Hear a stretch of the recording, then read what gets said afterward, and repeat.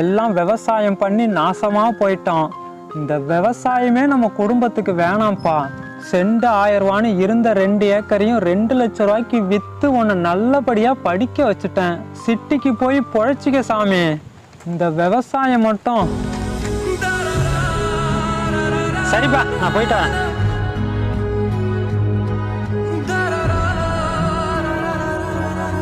அப்பா, நான் வேலையை விட்டுட்டேன்.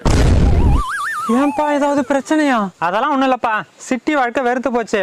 இனிமே நம்ம ஊர்ல தான் இருக்க போறேன். இங்க என்னப்பா பண்ண போற? விவசாயம் தான்.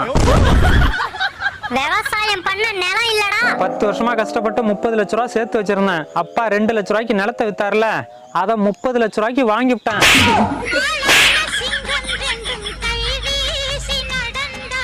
நீங்களே சொல்லுங்க, அப்ப முட்டாளா புள்ள முட்டாளா?